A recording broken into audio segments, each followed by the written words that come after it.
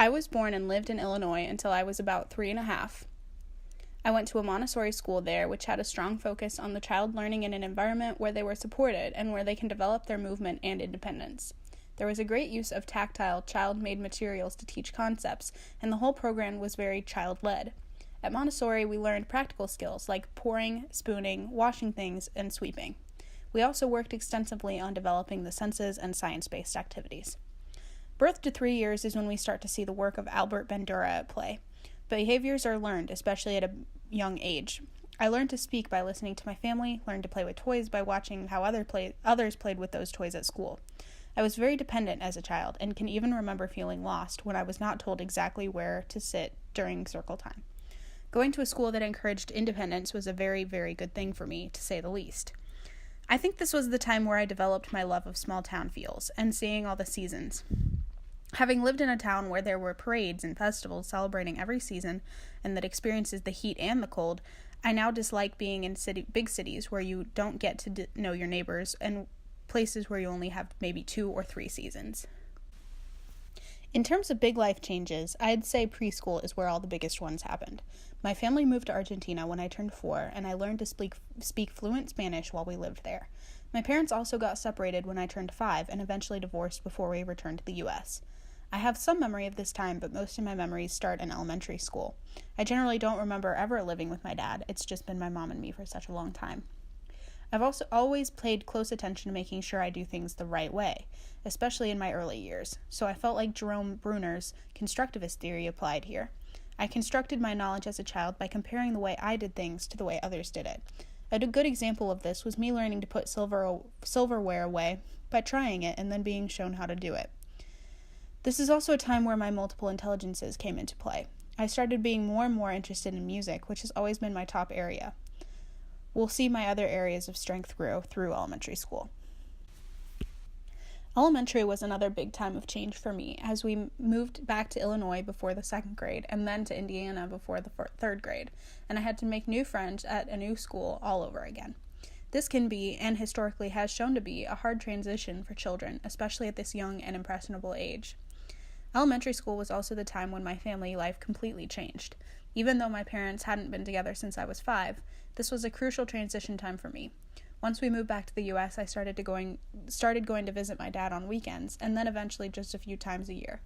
This was the beginning of how my relationship with my father has been ever since.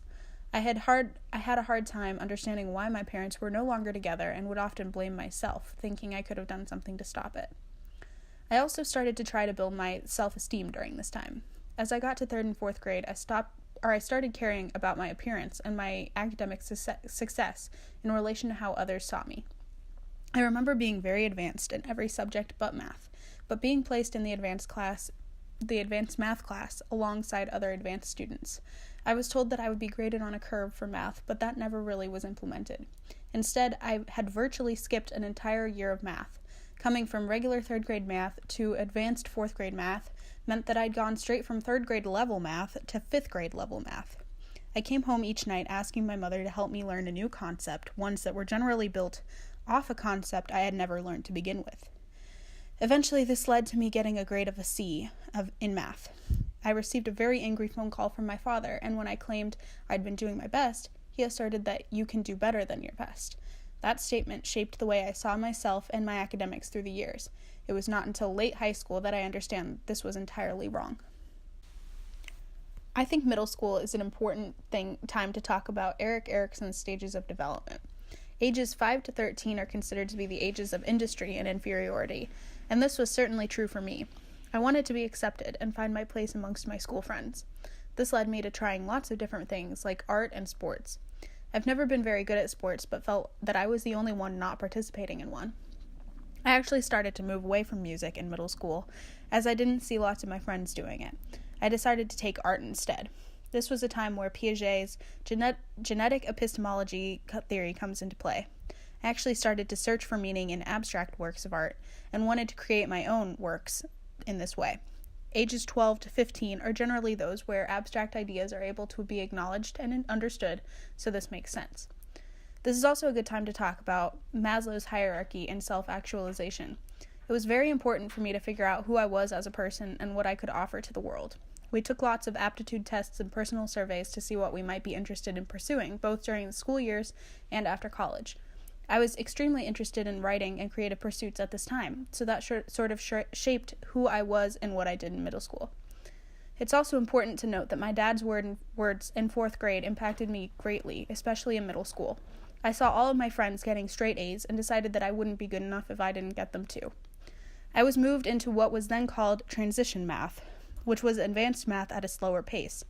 This was truly the best fit for me, and any problems I had with math were quickly solved. My issue was not that I couldn't learn the advanced math, it was just that I took a little bit longer to understand each concept.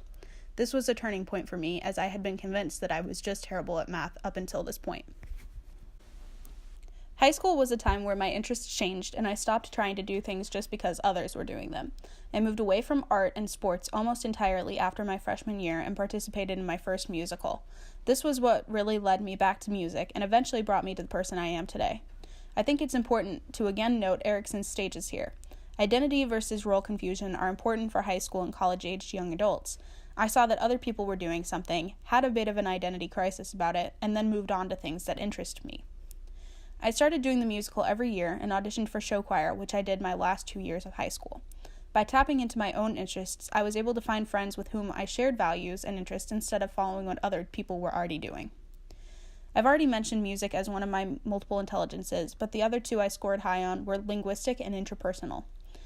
I still loved writing during this time and returned to my love of Spanish as well.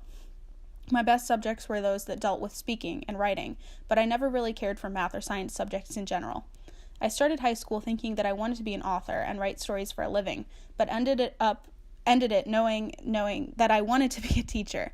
I had watched teachers around me, noticed the good and the bad, and heard stories from my grandmother, who was also a teacher.